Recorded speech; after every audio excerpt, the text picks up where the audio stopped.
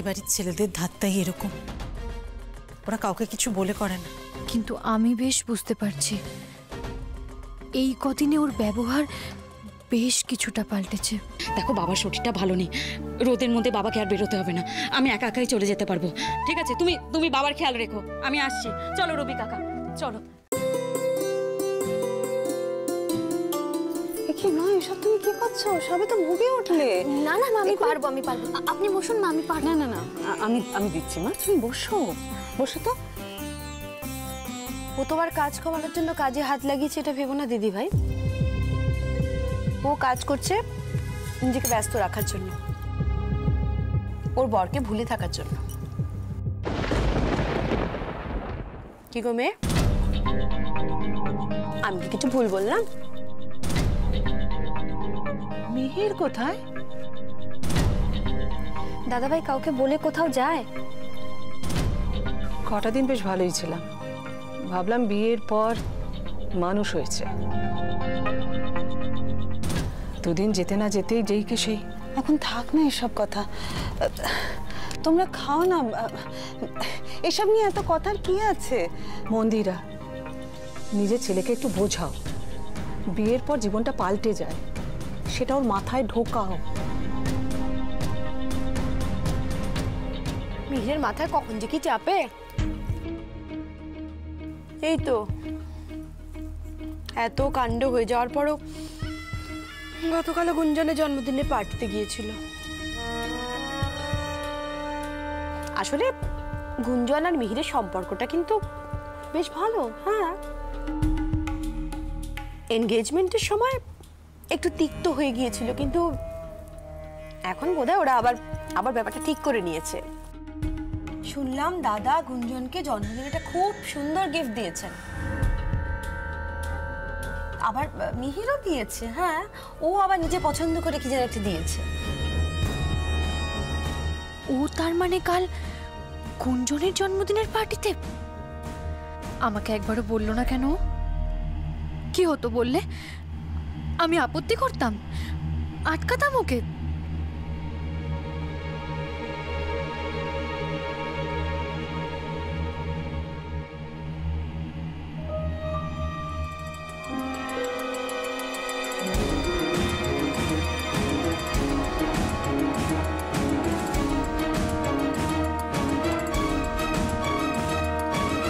Hello, হ্যাঁ গুঞ্জন,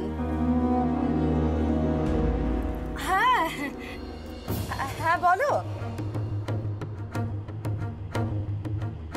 তুমি হ্যালো হ্যালো করছো কি মেজমা? তোমার কখন ফোন এলো? তোমার তো ফোন বাজলোই না। আরে সাইলেন্ট মোডে ছিল, ফোন আসলেই ফোন বাজতে হবে নাকি? আশ্চর্য। হ্যালো, হ্যাঁ গুঞ্জন, হ্যাঁ হ্যাঁ বলো বলো। মিহির? না না না গো, মিহির দাদা ওরা কেউ বাড়িতে নেই।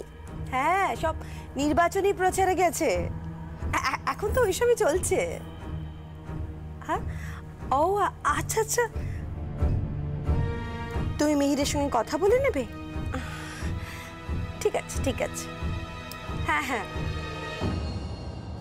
ওকে। দিদি ভাই, মিহির আজ দুপুরে বাড়িতে খাবে না। কেন? হ্যাঁ, গুঞ্জন মিহিরের সঙ্গে লাঞ্চের প্ল্যানিং করছে, তাই খবরটা দিতে বললাম।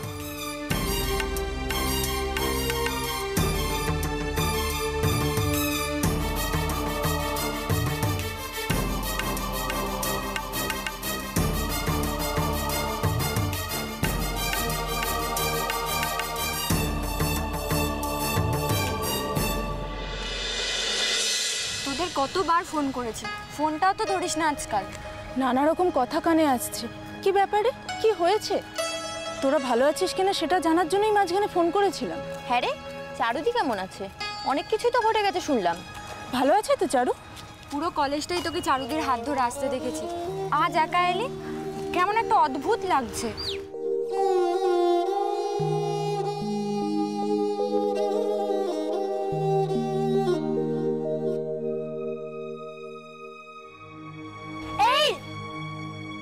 দাঁড়িয়ে আছিস যে? খবর পাসনি এখনো? কি খবর? আরে ফাইনাল ইয়ারের রেজাল্ট বেরিয়ে গেছে তো, নোটিশ বোর্ডে দিয়ে দিয়েছে। চল চল চল।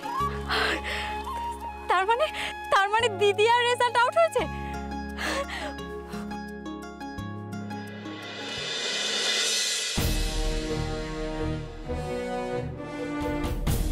মিহির কেন বলে গেল না আমায়? সবকিছু কি আমাকে জানাবার মতো নয়, নাকি ও জানাতে চায় না আমায়? বারবার কেন এটা হচ্ছে আমার সাথে? কেন আমাকে চোখে আঙুল দিয়ে দেখিয়ে দেওয়া হচ্ছে যে ভুল হতে পারে আমার সব বিশ্বাস?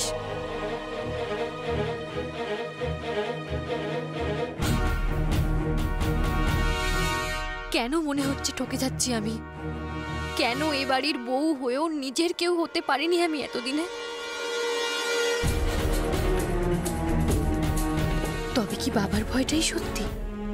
মিহিরকে ভালোবেসে আমি এমনই অন্ধ হয়ে গেছি যে ঠিক ভুলটাও বুঝতে পারছি না। একটা সম্পর্ক দাঁড়িয়ে থাকে ভালোবাসার উপরে, আর ভালোবাসা তো আসে বিশ্বাস থেকে।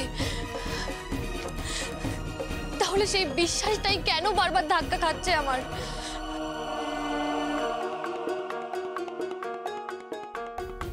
এই ভালোবাসার জন্য বাবাকে কষ্ট দিয়েছি আমি?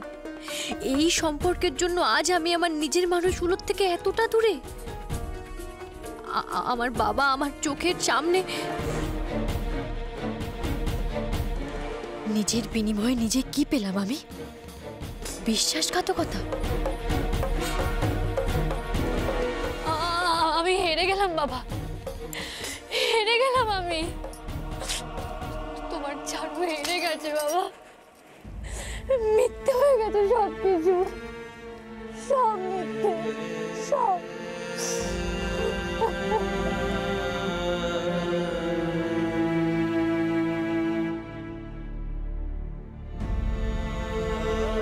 দিদি আর রেজাল্ট দেখতে আসবে না এটা হতেই পারে না।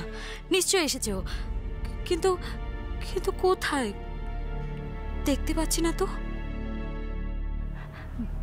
একটু দেখি দেখি।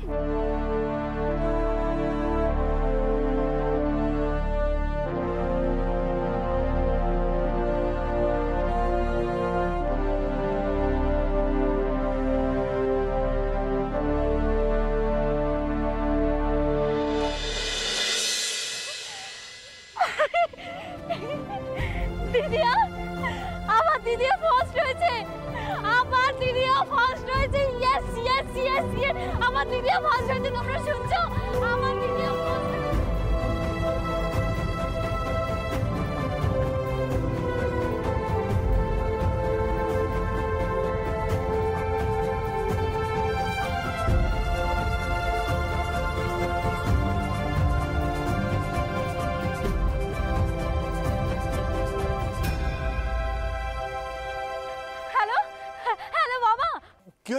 কি হচ্ছে দুর্গা? তোর গলাটা এরকম লাগছে কেন? কি হয়েছে গো? কি হয়েছে? আবার কি কিছু? হ্যাঁ দুর্গা? আচ্ছা বাবা, তুমি সবসময় খারাপটাই ভাবো কেন বলো তো? ভগবান অনেক খারাপ জিনিসের মধ্যেও আমাদের জন্য ভালো কিছু তুলে রেখেছেন। তুমি এইসব কথা ছাড়ো না বাবা। শোনো না, শোনো না, দিদিও ফার্স্ট হয়েছে। আরে উঠছো কেন? কি হয়েছে বলো না? চুপ করে আছো কেন? কি হয়েছে? চারু চারু চারু, কি হয়েছে? চারু, কি হয়েছে? আমাদের চারু ফার্স্ট হয়েছে। আরে তুমি বলো, দিদিয়া কি অবস্থার মধ্যে পরীক্ষা দিয়েছিল, তারপরেও দিদিয়া ফার্স্ট হয়েছে। দিদিয়া সবার থেকে আলাদা। এই এই প্রতিমা, তুমি যাও যাও যাও, গিয়ে ওই সুবল, রত্না, মণিমা যারা আছে সবাইকে জানিয়ে দাও আমাদের চারু ফার্স্ট হয়েছে। যাও যাও, দাঁড়িয়ে থাকো না, যাও। আরে এমনি এমনি গিয়ে জানিয়ে দেবো। খুশির খবর জানাবে না? আমি পরে ওদের সবার জন্য মিষ্টি নিয়ে যাবো, বুঝেছো? এই দেখো, দাঁড়িয়ে ঠাকুর দেখছো কি? যাও। ঈশ্বর চক্রবর্তী বাড়িতে আছেন? ঈশ্বর চক্রবর্তী? এই প্রতিমা, দেখো তো কে এসছে। তুমি দেখো, আমি দেখছি। কে?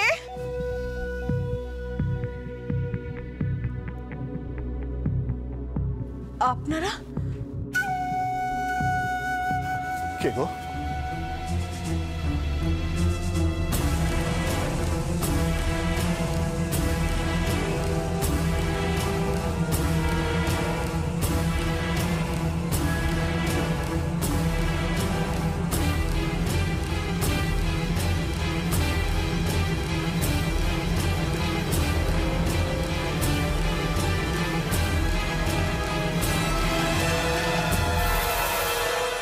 অভিরূপ মুখার্জি।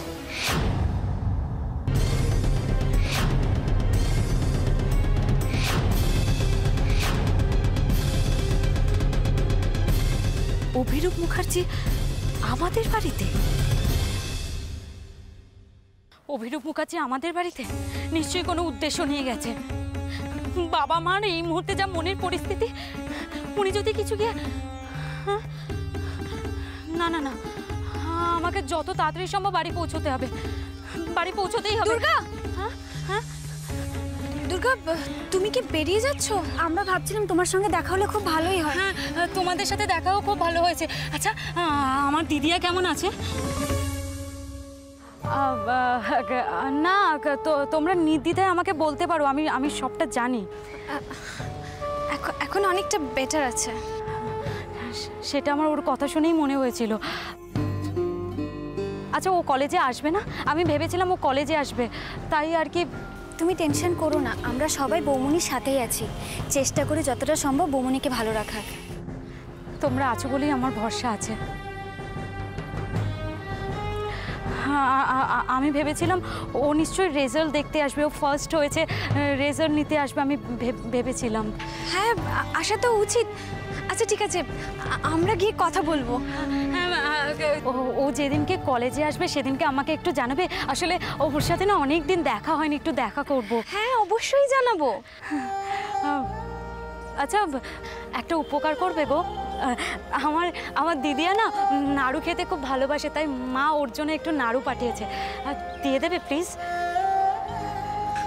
দাও। আর একটা ছোট্ট রিকোয়েস্ট করবো, ওকে এই চিঠিটা দিয়ে দেবে প্লিজ?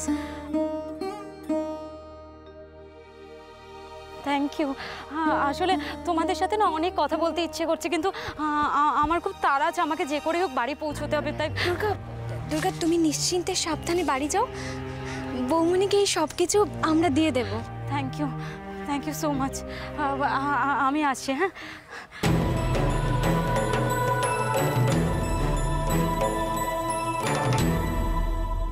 ভেতরে আসতে পারি? অবশ্য আপনাদের যদি কোনো অসুবিধে থাকে।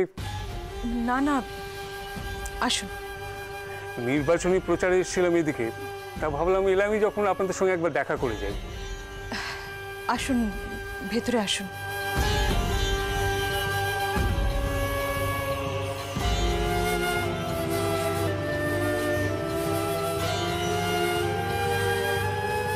কি হলো মেয়ে, দাঁড়িয়ে রইলে কেন? এসো।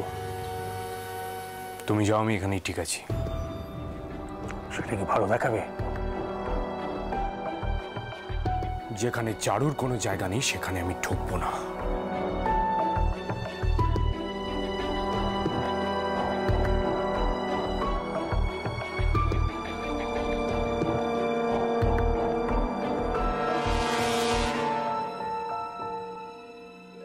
এদের এই আবেগ, মান অভিমান এত বেশি, অবশ্য এর কারণটা আমার কাছেও পুরোপুরি পরিষ্কার নয়। এই তো এদিকে আসছি থেকে চারুমাকে বললাম যে আমাদের সঙ্গে চলো, একসঙ্গে গিয়ে বাবা মার সঙ্গে সবকিছু মিটিয়ে। এলো না? এলো না কি বলছেন? আপনাদের নামটা পর্যন্ত শুনতে চায় না। তার উপর তো একটা মারাত্মক কথা বলে দিল। বললো যে ও নাকি আপনাদের কাছে মৃত।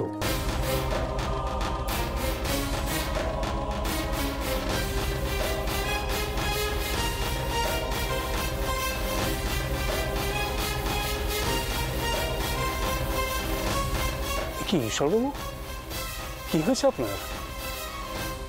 হাতে মুখে এত চোট, কি পড়ে পড়ে গেছিলেন নাকি? খুব লেগেছে নিশ্চয়ই, না?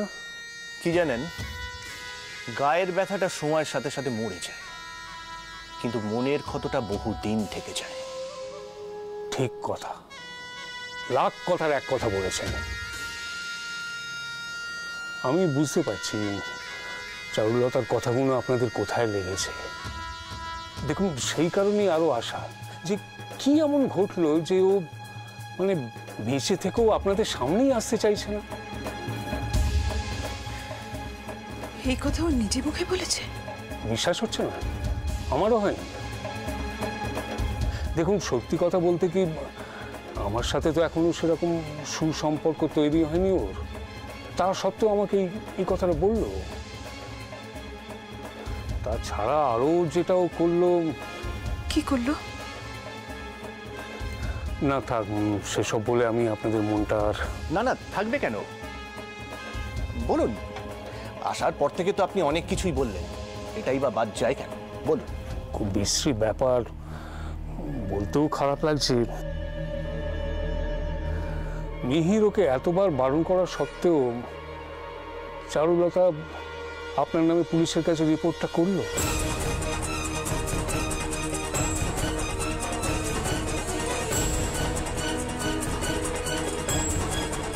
দেখুন, আপনাদের বাবা মা মেয়ের ব্যাপার, আমি এর মধ্যে ঢুকতে চাই না, কিন্তু মানে আমারও তো একটা ইমেজ আছে না। দেখুন অভিরূপ বাবু, সত্যি সত্যি আমার মেয়েটা করেছে কিনা আমি জানি না, তবে হ্যাঁ, ঘটনাটা যে ঘটেছে এটা সত্যি। হয়তো তার জন্য আপনার ইমেজেও দাগ লেগেছে, আর এর জন্য আমি দুঃখিত। আমি আপনাদের কাছে হাত জোর করে ক্ষমা চাইছি। আরে না না, আমার কথা শুনে আপনি এভাবে। এক মিনিট, মেহের, মেহের,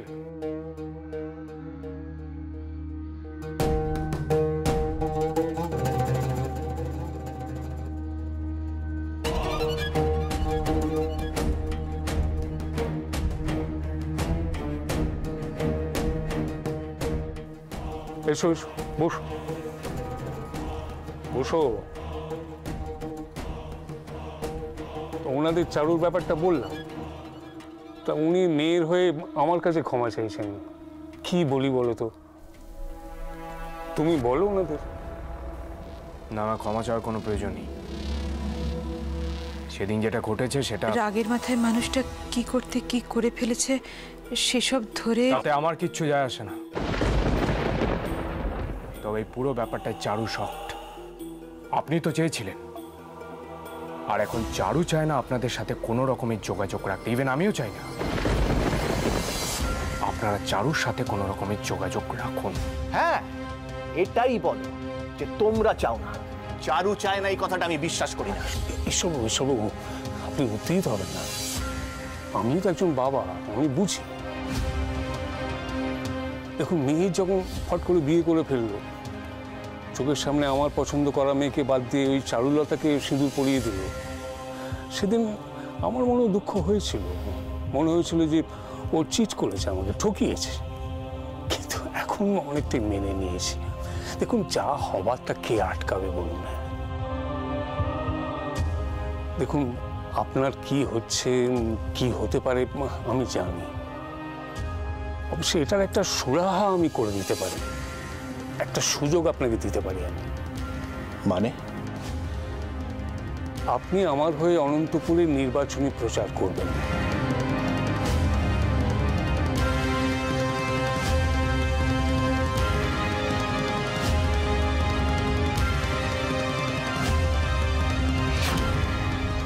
আপনি ভেবে দেখুন সর্বদা, যদি কাজটা করেন তাহলে চারুলতাকে বলে আমি আপনাদের মধ্যে ব্যাপারটা মিটিয়ে দিতে পারি।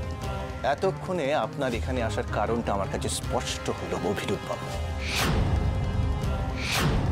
বাবা মেয়ের সম্পর্ক নিয়েও রাজনীতি করবেন অভিরূপ বাবু, সেটা কি করা যায়?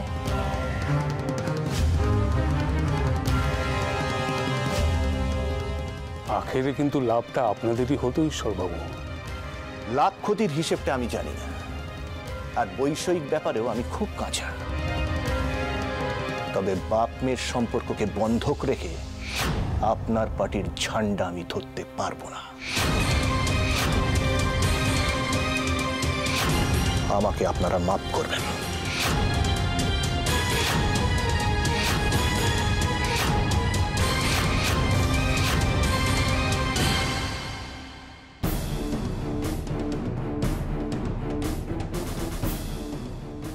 হয়েছে তো বাবা, এবার যাওয়া যাক।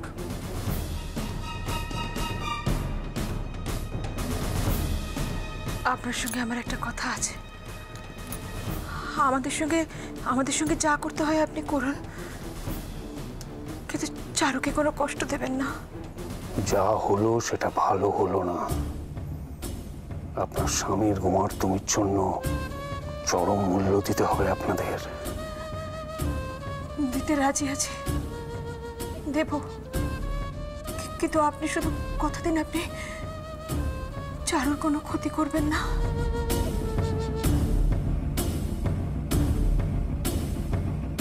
চলে এসো মিহির।